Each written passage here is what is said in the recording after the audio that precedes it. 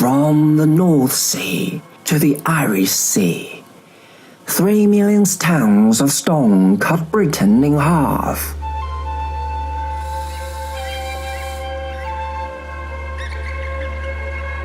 For 300 years, Hadrian's Wall stood as the northern frontier of the Roman Empire. Within it was law, order, and prosperity. Beyond it lived only barbarians. All this is great, were it not for the fact that it is wrong. For a long time, we didn't know very much about it. But in fact, there's much more going on than just the war.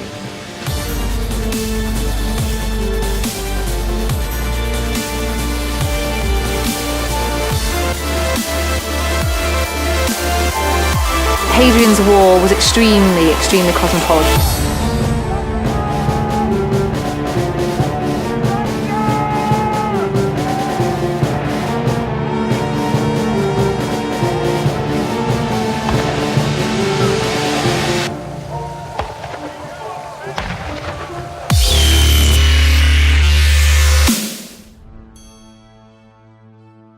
Because Hadrian's Wall is also a time capsule, allowing us a tantalizing glimpse of life almost 2,000 years ago.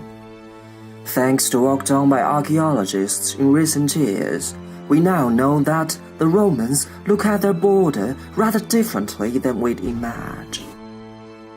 From a Roman point of view, they may actually have had their frontier lines, but the Romans would not have said, we can't go any further forward. They wouldn't have necessarily felt that they were ceding any moral right to the space to the north. They would have no qualms about intervening in whichever way they chose to do.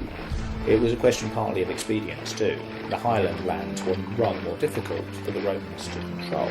There were fewer population centres for them to police. So treaty arrangements and occasional roads and routine control were insufficient. Living outside the empire's border does not guarantee that mighty Rome will leave you alone, especially considering that Rome successfully minded almost everybody else's business along their borders. Of course, it is not simply a story between the little wretched Britons and the Romans. In fact, on the wall there was barely any soldier from Rome at all. Instead, life was much more cosmopolitan. Hadrian's Wall was extremely cosmopolitan. We've got people from Gaul, people from northwest Spain, the Asturians, people from Hungary, who were the Pannonian units, people from modern-day Romania, Rhineland, what is now Switzerland and Germany, southern Bulgaria and what is European Turkey nowadays, Holland, parts of Belgium. We've got people from southwest France, the Dalmatians, who are from modern-day Croatia. At South Shields, at one point, there were a group of bargemen, so river transport specialists from the River Tigris in Syria. You also get Syrians at Housesteads.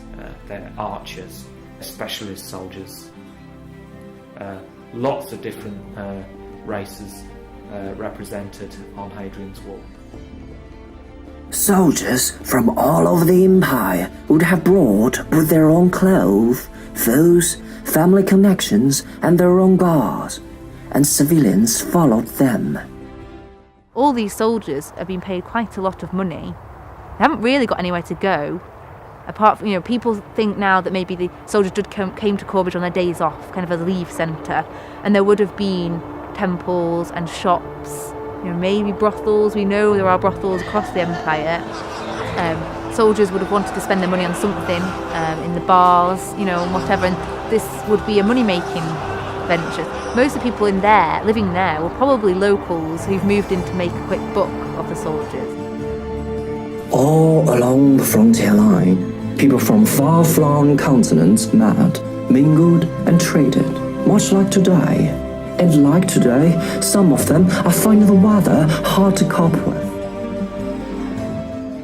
There's a letter from the commanding officer's wife to the commanding officer's wife at Wallsend asking her to come to her birthday party. And there's letters from soldiers writing home saying, please can you send me more socks? It's cold up here. And it makes you realise and really think that they were just real people, and probably homesick, like many of us would be. A lot of them were very far from home. So.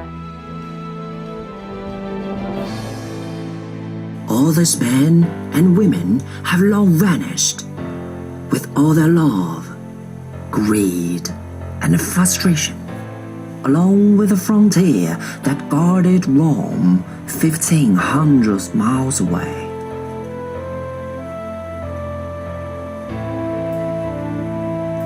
Rome brought to Europe a single currency, an integrated legal system, and a single economic area where people and goods can freely travel, and of course, sanitation.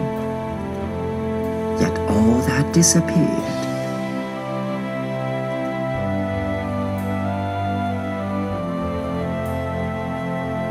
Today, only the stones stand testament to the once vast reach of the Rhone.